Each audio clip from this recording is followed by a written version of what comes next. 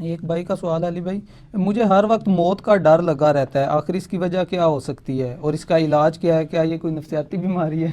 سر اس تو چنگی گالی کوئی نہیں ہے کہ کوئی شخص اپنی موت کو یاد کرے.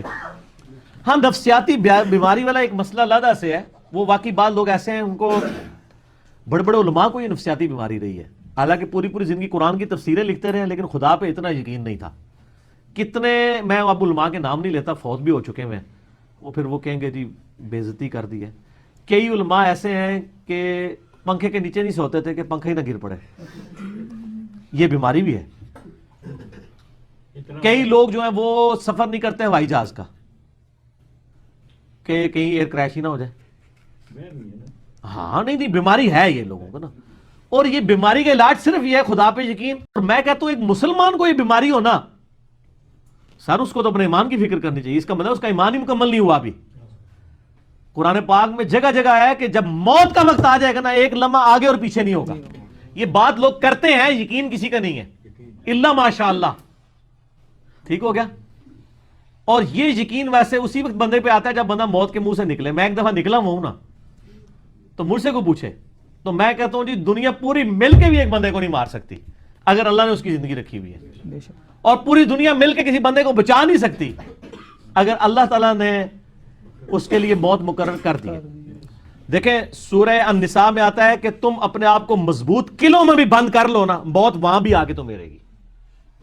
اور سورہ آل عمران میں آتا ہے کہ کچھ منافقین نے کہا کہ ہمارے بھائی اس لیے مارے گئے غزوہ احد میں کہ یہ چلے گئے جنگ میں، دیکھو ہم واپس آئے تھے، ہم تو زندہ بچ گئے ہیں، کاش یہ ہماری بات مان کے اس وقت واپس آ جاتے تو یہ بھی تو نہ مرتے. تو اللہ تعالیٰ نے فرمایا کہ اگر ان کی موت لکھی ہوتی نا تو یہ اپنی مقتل گاہوں کی طرف کھینچے چلے آتے. ان کی موت لکھی نہیں ہوئی تھی. ٹھیک ہے، سورہ لقمان میں آتا ہے نا 5 علوم اللہ تعالیٰ نے فرمایا نا میرے ساتھ خاص ہے، ان میں سے ایک یہ ہے کہ کوئی جان نہیں جانتی ہے کہ اس کو موت کس سرزمین میں آئے گی، یہ کسی کو نہیں پتا. تو یہ موت اگر آپ کو پتا ہے کہ ایک مقررہ وقت پہ آنی ہے تو پھر اس بیماری کا علاج تو یہ ہے، کسی نفسیاتی ڈاکٹر کے پاس جانے کی ضرورت نہیں ہے، یہ اپنے ایمان کا علاج کریں. اور مسئلہ تقدیر اور موت کے حوالے سے میں اکثر یہ آیت سورہ حدید کی کوٹ کرتا ہوں، یہ آپ حرز جان بنا لیں جی. اعوذ باللہ من الشیطان الرجیم، بسم اللہ الرحمن الرحیم. سورۃ الحدید آیت نمبر 22-23. ما اصاب من مصیبت فی الارض، کوئی بھی مصیبت نازل نہیں ہوتی زمین میں، ولا فی انفسکم، نہ تمہاری جانوں میں، الا فی کتاب من قبل ان نبرأہا، مگر یہ کہ ہم نے لوح محفوظ میں وہ پہلے ہی لکھ لیا ہے. یعنی زمین پر جتنی تکلیفیں آتی ہیں، یعنی کوئی سونامی آتا ہے، سیلاب آتا ہے، طاعون کا مرض پھیلتا ہے، زلزلہ آتا ہے، اللہ تعالیٰ فرماتا ہے یہ ہم نے پہلے لوح محفوظ میں لکھا ہے کہ 8 اکتوبر 2005 کو پاکستان میں زلزلہ آئے گا اور اس میں 1 لاکھ بندہ مر جائے گا. یہ ہم نے پہلے لکھا ہوا ہے سر، آج کا نہیں، جب سے تقدیر لکھی ہوئی ہے. تمہاری جان میں بھی، یعنی کسی کو بلڈ کینسر ہونا ہے، کسی کے گردے فیل ہونے ہیں، کسی کو ہارٹ اٹیک ہونا ہے، کسی نے ایکسیڈنٹ میں مرنا ہے، کسی نے شیر کے منہ میں جا کے مرنا ہے، کسی نے ایئر کریش میں مرنا ہے، کسی نے سمندر میں ڈوبنا ہے. اللہ فرماتا ہے ہم نے یہ پہلے ہی لکھ دیا ہے، ہماری پیدائش ہے بھی پہلے. کیوں؟ ان ذالک علی اللہ یسیر، بے شک یہ اللہ پہ آسان ہے. یہ نہ سمجھنا کہ انٹرنل ریکارڈ کس طرح رکھے ہے، اللہ پہ بہت آسان ہے. لِكَيْ لَا تَأْسَوْا عَلَى مَا فَاتَكُمْ، یہ ہم نے اس لیے لکھ لیا تاکہ تم افسوس نہ کرو اس پر جو تم سے چھن جائے. کسی کی آنکھیں چھن گئی ہیں نا، وہ یہ افسوس نہ کرے یار میری آنکھیں کو لے لی، یہ تو اللہ نے ڈیسٹنی میں مقرر کی تھی. وَلَنَبْلُوَنَّكُمْ بِشَيْءٍ مِّنَ الْخَوْفِ وَالْجُوعِ وَنَقْصٍ مِّنَ الْأَمْوَالِ وَالْأَنفُسِ وَالثَّمَرَاتِ، ضرور آزمائیں گے بھوک سے، خوف سے، جان اور مال میں نقصان سے. پھر چیک کریں گے کہ کون کہتا ہے اِنَّا لِلَّهِ وَإِنَّا إِلَيْهِ رَاجِعُونَ، اللہم اجرنی فی مصیبتی واخلف لی خیرا منہا. ولا تفرحوا بما آتاکم، اور مت شیخی بگاڑو جو تمہیں مل جائے کہ میں نے بڑا کمال کیا ہے. واللہ لا یحب کل مختال فخور، اللہ تعالیٰ شیخی بگاڑنے والوں کو پسند نہیں کرتا. تو اللہ تعالیٰ نے فرمایا کہ ہم نے تقدیر میں چیزیں اس لیے لکھ لی تھی کہ بعد میں غم نہ کھاؤ. تو سر ہم غم نہیں کھاتے، دنیا میں آپ زندگی گزار ہی نہیں سکتے، کڑ کڑ کے مر جائیں گے اگر ہر چیز کو آپ کیٹر فار کریں گے. یہ کیا ہو گیا میرے ساتھ، یہ کیا ہو گیا. لوگ کہتے ہیں، اگلے دن ایک بھائی کا فون آ گیا جناب، وہ کہتا ہے جب سے نمازیں شروع کی ہیں کاروبار ٹھپ ہو گیا ہے، یہ ہو گیا ہے، وہ ہو گیا ہے. کہتے پہلے رام خوری کر رہا تھا، خود بول رہا ہے، کہتا ہے رام خوری تھی، سکون کی زندگی تھی، جیسے ہی لال خوری شروع کی ہے سب کچھ برباد ہو گیا. سر یہ آپ کو کس نے پڑھایا تھا کہ حلال خوری کرنے والا اور دین پہ چلنے والا دنیا میں موجوں کی زندگی گزارے گا. یہ کہانی تو آپ کو غلط کروائی ہیں نا ان وائزین نے. اس سے سب سے زیادہ تکلیف نبیوں پہ آتی ہیں, اس کے بعد ان پر آتی ہیں جو نبیوں کے بعد اللہ کو سب سے محبوب ہوتے ہیں, اور اس کے بعد ان پر جو ان کے بعد سب سے بڑھ کے محبوب ہوتے ہیں. سر یہ آپ کو جو کہانیاں کراتے ہیں نا جی آپ اللہ کے راستے پر آ جائیں کوئی تکلیف نہیں آئے گی, نہ نہ نہ, تکلیفیں تو آئیں گی. ہاں آپ کو حوصلہ مل جائے گا صبر کرنے کا.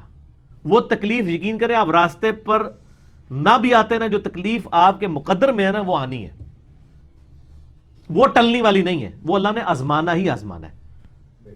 اور چیک کرنا ہے کہ کون گاڈ کو رسپانس کرتا ہے اور کون رونا پیٹنا ڈال کے بیٹھ جاتا ہے. نبی علیہ السلام پہ تھوڑی تکلیفیں آئی ہیں. 3 بیٹیاں آپ نے اپنے ہاتھوں سے دفن کی ہیں, اپنی بیٹے دفن کیے 3, ٹھیک ہے. اور جو جن کو بیٹا بنایا حسن حسین کو, ان کے بارے میں پہلے ہی جبریل آ کے بتا گئے کہ دونوں مار دیے جائیں گے, ٹھیک ہے. بیٹی کو بتا رہے ہیں میرے وفات کے فوراً بعد تو نے مر جانا ہے. ساری بخاری مسلم میں حدیثیں موجود ہیں.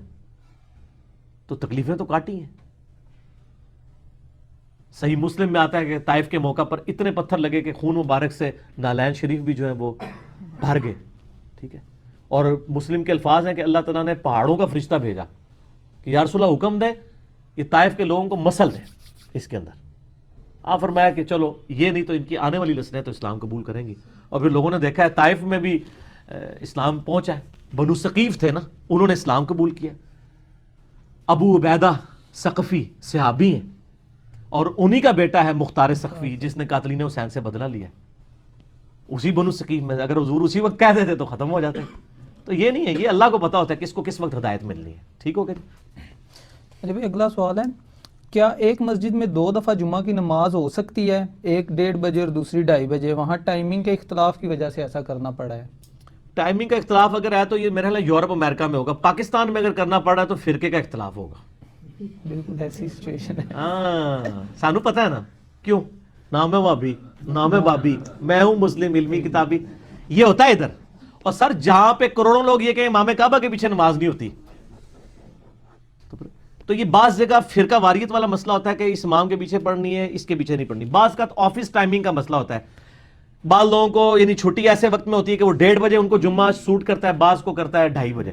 تو 2 جمعے پھر ایسی صورتحال میں پڑھا لیں. ٹھیک ہو گیا. اور اگر دوسری شرارت ہے پھر تو وہ کام نہ کریں, جس نے پڑھنی ہو پڑھے, باقی دوسری جگہ پڑھے. مسلمانوں کی یونٹی کو نہ توڑیں. باقی اس میں اور کئی چیزیں آپ یوٹیوب پہ جا کے لکھیں. میرا ایک کلپ ہے جمعے کے خطبے کا اہل کون, اس میں نے جمعے کے خطبے کے حوالے سے کئی ایک احکام مسائل بتائے. ٹھیک ہے, تو کروا سکتے ہیں 2 جمعے, 2 ظہر کی نماز بھی کروا سکتے ہیں, 2 عصر بھی کروا. بعض کا تو آفیسز میں جگہ بھی تھوڑی ہوتی ہے, جیسے ہمارے آفس میں رمضان شریف میں زیادہ لوگ نماز پڑھ رہے ہوتے ہیں, وہ جگہ جو رکھی ہے وہ تھوڑی ہے, تو پھر انہوں نے ایک 1:30 بجے ظہر رکھی ہوتی ہے اور ایک رکھی ہوتی ہے 2 بجے.